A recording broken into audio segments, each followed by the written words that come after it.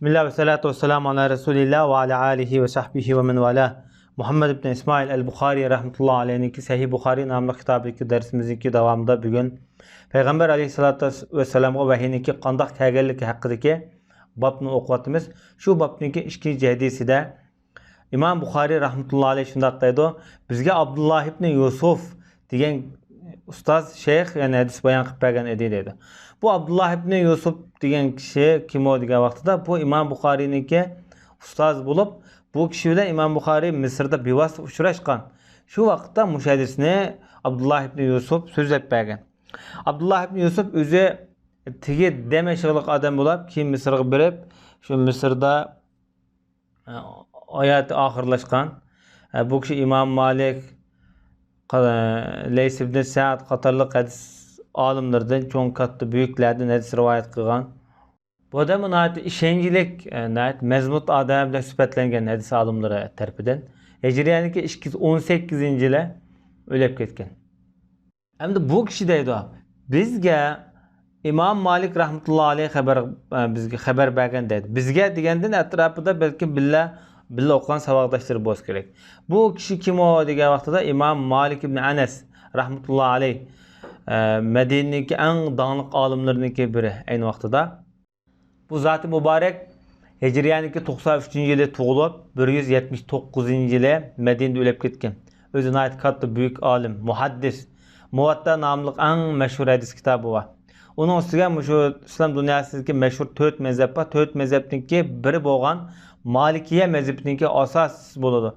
Bu adamniki bu mezhebi Afrika tarafta, Marrakeş'te, aynı vaqtida İslam memleketlerden bo'lgan Andalus, bugünkü İspanya tarafında nəhayət ko'p tarqalgan.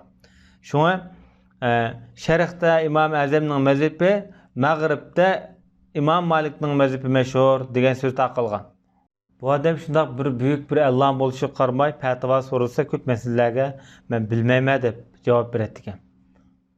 Bu kishiniki bir katta xislatlardan birini bayon qilib o'tayli. Payg'ambar alayhisolatu vasallamning hadisini qattiq ig'ir darajada hurmat qiladigan, bir ehtirom qiladigan bir zot bo'lib, payg'ambarimizning har bir hadis so'zlamoqchi bo'lsa, payg'ambarimizning hadisini avval bir juyunib, tarat edib, xushpuroq narsalarni ishlatib, eng go'zal kiyimlarni kiyib, bunda tizchilab o'tirib, hurmat bilan ondan so'zlaydi ekan. Hatto payg'ambarimizning ismi zikr qilingan vaqtda shu bir xil chiroylarni o'zgarib, muhabbat, bir xil hurmatdan unda sal egildi ekan dedi. Rasulullohga bo'lgan bir hurmatni bildirib. Endi bu zot Hisham ibn Urva dan hadis bayon qilibdi-da. Hisham ibn Urva kim degan vaqtida bu Abu Bakr Siddiq radhiyallohu anhu'niki paynavirlar bo'ladi. Zubayr ibn Avvamning navrisi. Bu kishi Hijriyaning 146-yili, milodiy 763-yili o'lib ketgan. Medine'de yaşagan, Medine'de ait köp hadis ilmine şug'ullangan, köp hadislarni yodlagan, şu köp hadislarni rivoyat qilgan. Hatta o'ziniki dadisidan Urvat ibn Zubayrdan, dadisi cho'ng katta alim. Tag'isi Abdullah ibn Zubayrdan hadis rivoyat qilgan. Abdullah ibn Zubayr payg'ambarimizningki ayoli Oyshaning ochisining bolasi, ham o'zi sahoba. Bu kishi bilan ishonchlik tabi'lardan bo'lib, oxirgi hayoti axirgi mezgillarda Bag'dodda o'lib ketib, Abbosiylarning ikkinchi xalifasi Abu Ja'far al-Mansur namozini tushirgan. Demak bu İmam Malikning ustoz bo'ladi bu kishi. Endi bu Hisham ibn Urva kimdan hadis bayon qilgan desa, dadisidan. Dadisi kim? Urvat ibn Zubayr. Urvat ibn Zubayr ibn Avvamniki asosan kichik bolalar bo'ladi. Bu tabi'in, lekin aksi Abdullah ibn Zubayr sahoba. Çünkü Abdullah ibn Zubayr cho'ng hamdi bolalarniki. Bu adamı Hijriya 94-yili o'lib ketgan, o'zi tabi'in, muhaddis, ham tarixchi. Payg'ambarimizningki hayoti munosabatlik nurg'un voqealiklar, rivoyatlar mush adamniki tilidan qoldirilgan. Chunki nima ish qiladigan vaqtida Oysha radhiyallohu anha hammasi bo'lg'achqa tatilmay davomli uyda birga turib Oysha onamizning nati ko'p hadislarni, payg'ambarimizning hayotiga, turmushiga munosabatli bo'lgan rivoyatlarni o'zining hammasini rivoyat qilib, keyingi o'quvchilarga qoldirgan. Boshqa bu odamniki biladigan tarixi nati ko'p. Hem onun ustiga shu Madinadagi eng mashhur 7 faqih deb nom olgan ayni vaqtdagi 7 faqihninki biri. Bu zat hem deslepki peytildam şu İslamiyet'in deslepki basqıçlarında tarix ilmini, hadis ilmini toplashqa atlangan zat bu. Bu zat hem Ebu Bakır Sıddık'nınki nevrisi buludu. Şu münasebetler hem de bu adam şu Medine'de yaşayan katta sahabeler bilen köp uçuruşup şular bilen hem de köp ilim ügünüp şularning ağzından peygamberimizning hayotida qanday vaqaliklar bo'lganligini so'rab degandek şu sahabelardan köp narsalarni o'rgangan bu zat. Hozir Medine'de Urvi mahallesi deydigan bir mahalli bor. Mushu Urvat ibn Zubayrniki nomi bilan atalgan. Bu Medine'deki Seyvazırga yaqin bir oralıqda. Şu bir aqiq jilg'isi deydigan bir jilg'i bor Medine'de. Şu jilg'iniki bir bo'yida bir qasri bor. Kona bir şekilde sinilgan. Bu Urvat ibn Zubayr ömrüniki oxirini mushu qasrda o'tkazgan. Hozir qadar mush qasr asarati sifatida saqlanib kelyapti-da. Hem mush odamniki nomi bilan Urvi mahallesi deb mashhur bir mahalli bor. Endi bu zat o'zining hammasi Oyisha onamizdan hadis bayon qilyapti. Mu'minlarning onasi Oyisha onamizdan. Endi bu Oyisha onamiz so'zlab beribdi-da bu jiyaniga. Haris ibn Hisham radhiyallohu anhu Peygamber aleyhissalatu vesselam'dan sual so'rab mundaq degan edi dedi.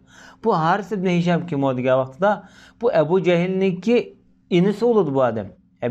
Ebu Cehil bilan onami bir dadimi bir ufka qarindosh bo'lar. Bu adam Hicriye'nin 8. yılı Mekke fethisinde Müslüman bulup bu sahabelik şerefiga erişken bu kişi Yarmuk uruşida Hicriye'nin 15. yılı Ömer ibn Hattab'niki zamanında ölüp ketken. Yarmuk'ta uruşda. Hem de bu kişi soravatı demde Peygamberimizden.